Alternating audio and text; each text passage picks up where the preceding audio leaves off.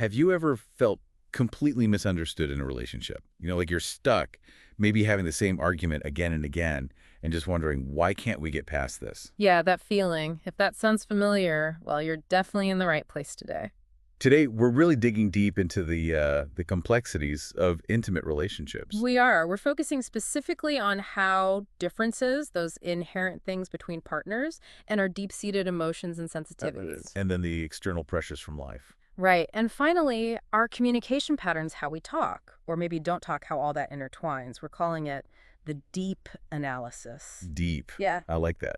Differences, emotions, external patterns.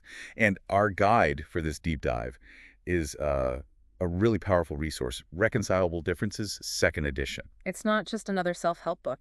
It's built on decades of solid research and clinical practice. So our mission today is basically to unpack the core ideas from this great work to help you understand what's really going on in relationship struggles. And importantly, give you some practical ways to navigate them without feeling, completely overwhelmed by it all. Think of it as a shortcut, maybe. Getting these profound insights for your own connections. Exactly.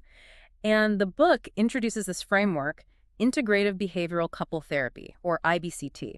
Came out of UCLA, developed by one of the authors and their PhD mentor. And the reason we're focusing on it is because it was seriously put to the test, right? Yeah. There was this huge National Institute of Mental Health study back in 1997. Huge is right. It was the largest, most extensive evaluation of couple therapy ever done. 134 couples, LA and Seattle, followed for 2 years after therapy. Wow. And what did it show? Well, the results were pretty powerful. It showed this approach could really strengthen relationships, even prevent divorce, for most couples for at least 5 years afterward. 5 years is significant. So we're basically distilling the best bits of this proven therapy for you. Let's dive in. Let's start with that D differences. Because the core problem, it's often not what we immediately think. Right. We tend to jump to blaming, maybe thinking there's some fatal flaw in our partner, or maybe even in us. Exactly.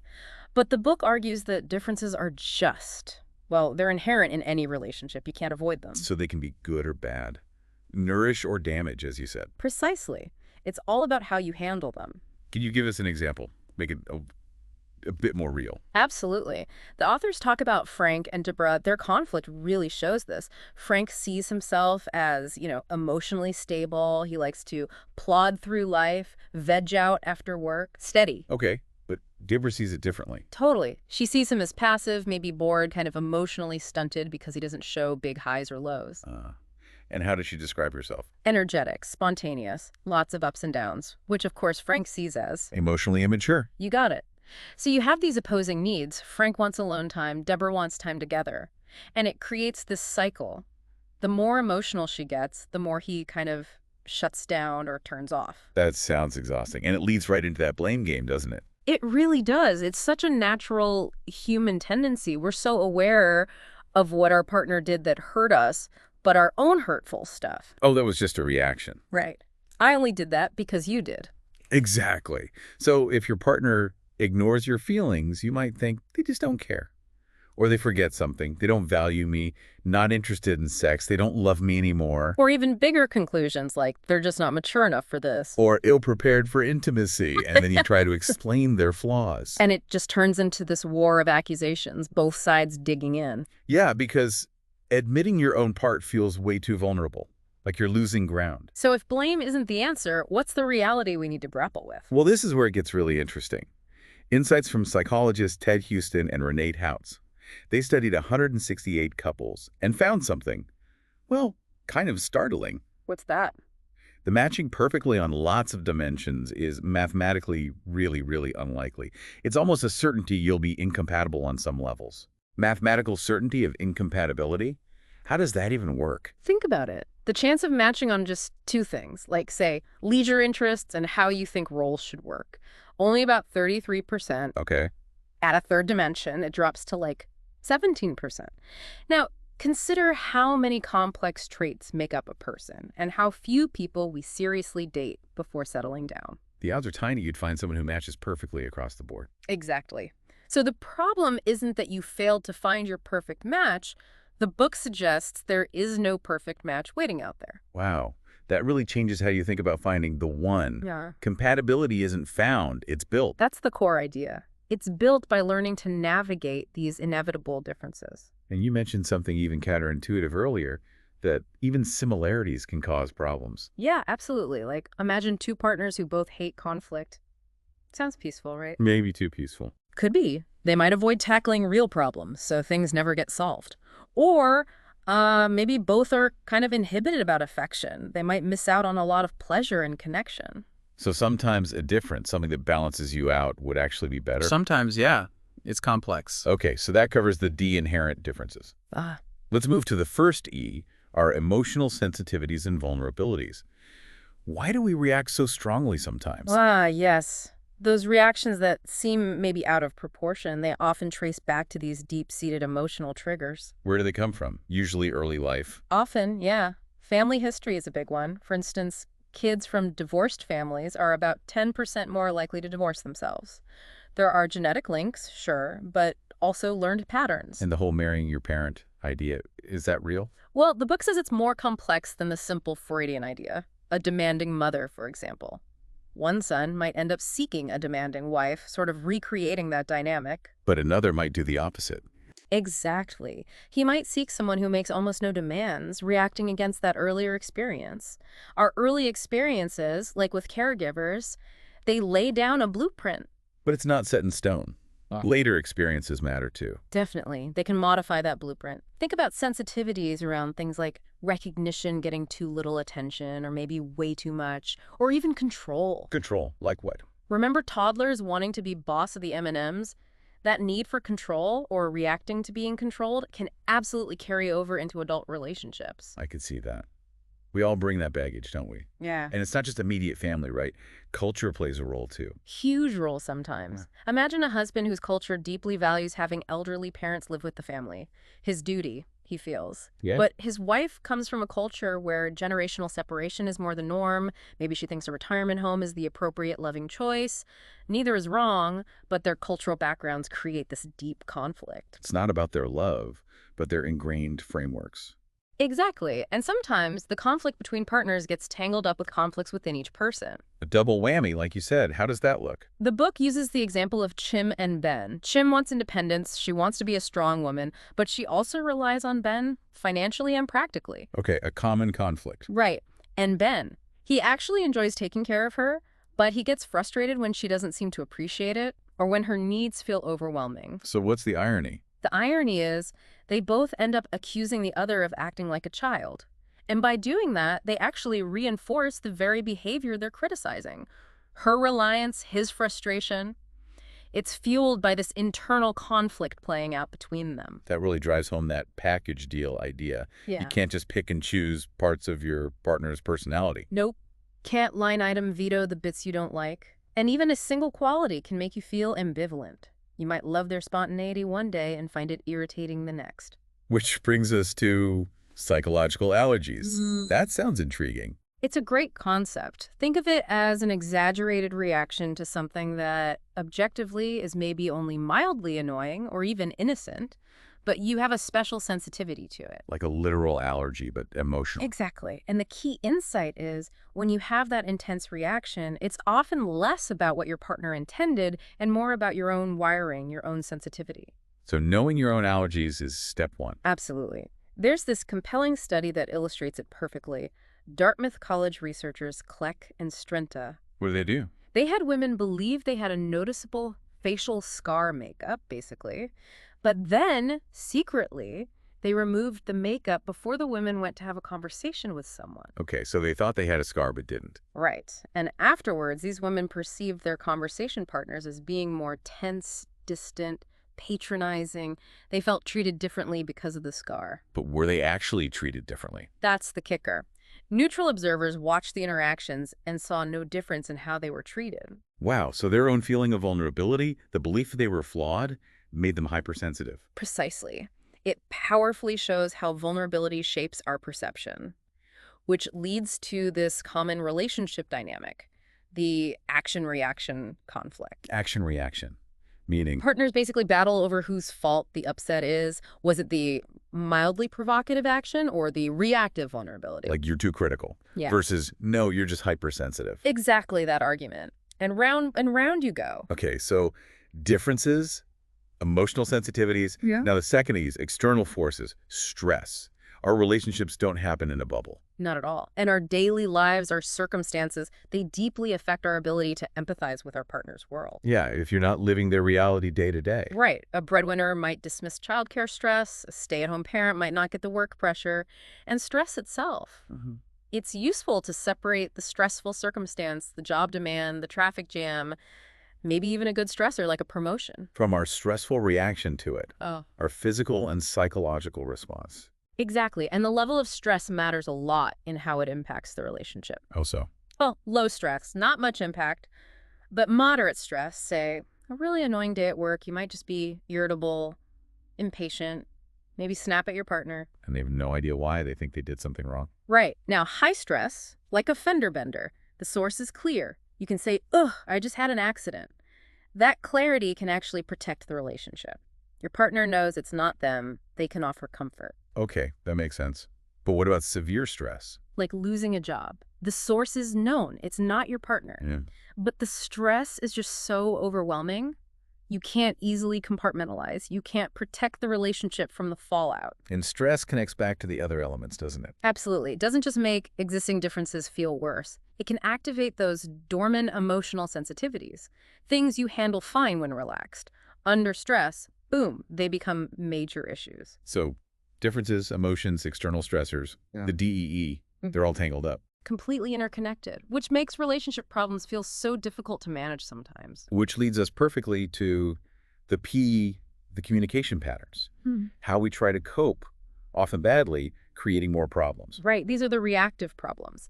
The book highlights three main negative patterns: escalation, polarization, and alienation. Escalation sounds obvious. Things get louder. Louder, yeah, literally and figuratively. Tempers flare.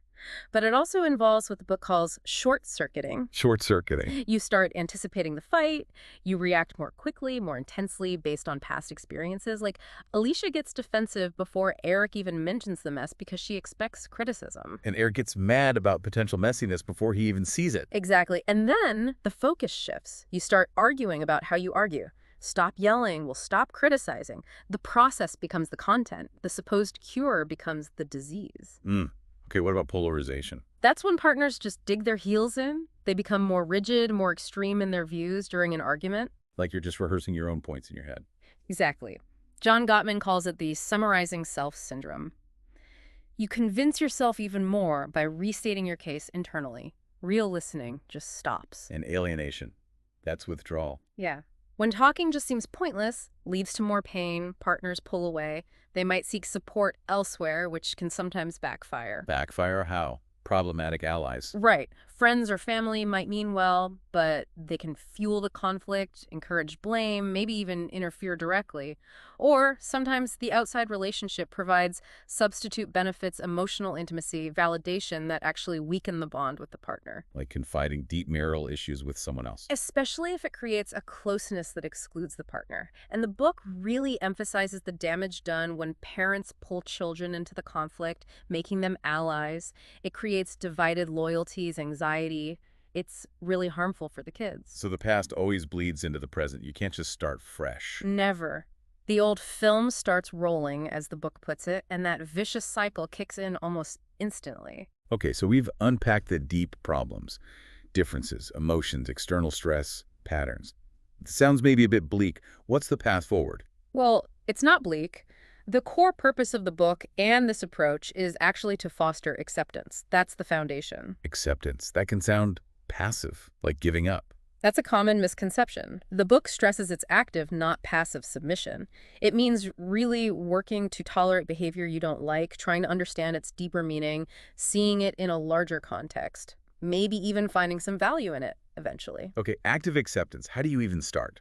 A crucial first step is defining the problem in a way both partners can actually agree on. a good definition. What makes a definition good in this context? It emphasizes differences, not defects. It talks about vulnerabilities, not violations by the other person. It acknowledges stressors rather than blaming someone for overreacting. It's descriptive, not judgmental. And it frames things as complex dilemmas, not simple problems with easy fixes. Exactly. That shared story, that shared understanding becomes the platform for both acceptance and change. So how do you build that empathy?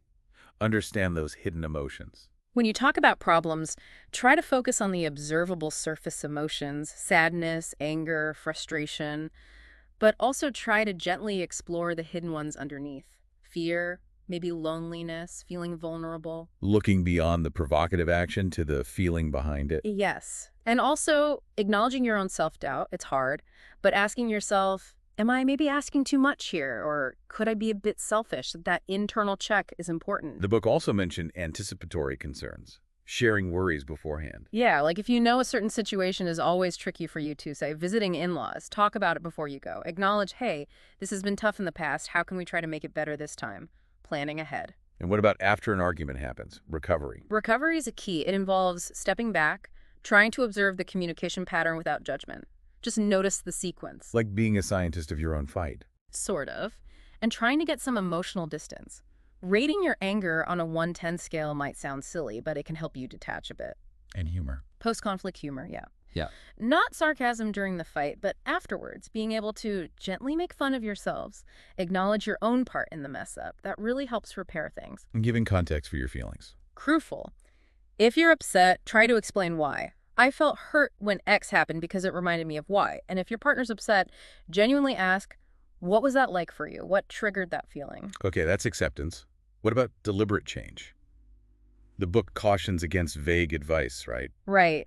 Just be more passionate or communicate better is pretty useless because you can't just will feelings into existence. Advice needs to be specific, concrete, and focused on behavior. Things you can actually do. And the focus should be on changing yourself first. That's generally where you have the most leverage. Try doing less of what usually causes problems and maybe more of what you typically avoid but might help. Like what? Give me examples. Okay, so instead of complaining about something, try taking constructive action yourself. Or make an effort to provide positive attention even when things feel negative overall. Fulfilling requests your partner has made. Yes, actually doing the things they've asked for can be powerful. And also self-care. Taking better care of yourself, pursuing your own interests. That can actually reduce resentment, even if your partner feels a bit weird about it initially. It's about you taking responsibility for your own well-being. And during conflict, how do you minimize the damage? There was that state method. Yes, start. When things heat up, stop pee. Just pause. Take a breath. Attend to your own emotions. What am I feeling right now? Reveal that state. I'm feeling really angry or I'm feeling hurt. And then, crucially, take an interest in your partner's emotions. What's going on for you? It shifts the focus from the fight topic to the underlying feelings. Exactly. And timeouts are vital too. Recognizing when a discussion is just going nowhere productive and agreeing to pause. It's admitting failure in that moment but prevents worse damage. Precisely. It's a tool for de-escalation and eventual reconciliation, not a punishment. What about really tough issues like cruel language or infidelity? The book draws a line between battering abuse, which needs immediate professional, possibly legal intervention, and cruel language, like yelling, cursing, name-calling. If certain words are deeply painful for you specifically, that needs to be addressed. Got it. Ending the conversation when those specific comments happen sends a clear message. I will not continue if you speak to me that way. It sets a boundary around specific behaviors. And infidelity. Yeah. How do you even begin to rebuild trust? It's incredibly hard. The book suggests full disclosure is necessary, usually handled over a few sessions. And critically, the partner who had the affair must completely sever contact with the third person. No contact means no contact, not just sexual, but any kind of intimacy or communication. That sounds non-negotiable. It pretty much is for rebuilding trust. Then genuine remorse from the offending partner and the injured partner being able to express their pain. That opens the door, slowly, to forgiveness. Research shows healing is possible. So there's a lot you can do with these principles. But when is it time to say, okay, we need professional help? That's a really important question. Self-help has limits. Some problems are just too deeply entrenched, or there might be individual issues at play that really need professional support. Like what kind of individual issues? Things like clinical anxiety, depression, substance abuse problems, even sexual dysfunctions. These often have a huge impact on the relationship, and getting individual treatment is key. And couple therapy itself. Does it work? Yes, generally. Dozens of studies show it helps a majority of couples improve their satisfaction. What should someone expect if they go? Usually it's conjoint, meaning both partners attend together. The therapist aims to be neutral, a mediator, helping the couple understand their patterns rather than just giving advice. And finding the right therapist. That's crucial. Look beyond just the type of degree, psychologist, social worker, MFT. What matters more is specific training and experience in couple therapy. So ask about their experience with couples. Definitely. And ask if they use empirically supported approaches, therapies like IBCT, that have actual research backing them up. Referrals from people who've had a good experience are often the best bet. Find someone whose clients felt helped. Okay, so we've covered a lot of ground today. This deep dive into reconcilable differences. It really highlights that conflict isn't about simple fixes or just finding fault. Not at all. It's about navigating these complex, deeply rooted differences, emotions, external pressures, and communication patterns, the deep stuff that affects all of us. And maybe a final thought to leave our listeners with, something provocative from the book. Well, the authors make this really interesting point.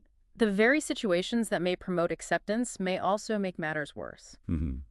So the same situation could go either way. Exactly. So think about your own relationship. What's a seemingly minor everyday interaction that happens? Could that interaction be a path towards greater acceptance and closeness? Or could it trigger deeper conflict? And the difference lies in How you choose to engage with it. The power, so much of the time, isn't about forcing the other person to change, but about the shifts you're willing and able to make within yourself.